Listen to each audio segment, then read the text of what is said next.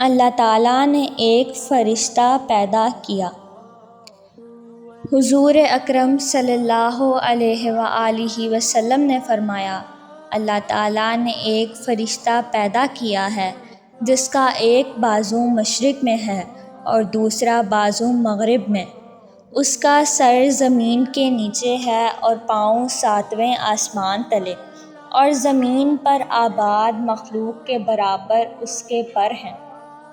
اور پھر نبی پاک صلی اللہ علیہ وآلہ وسلم نے فرمایا کہ میری امت میں سے کوئی مرد یا عورت مجھ پر درود پاک پڑھتا ہے تو اللہ تعالیٰ اس فرشتے کو حکم دیتے ہیں کہ عرش تلے واقع بحر نور میں غوطہ کھائے، پھر وہ غوطہ زن ہوتا ہے اور باہر نکلتا ہے اور اپنے پر جھاڑتا ہے، اس کے پروں سے قطرے نکلتے ہیں، اور پھر اللہ تعالیٰ ان پروں سے فرشتے پیدا کرتا ہے جو اس درود پاک پڑھنے والے مرد یا عورت پر قیامت تک دعائے مغفرت کرتے ہیں۔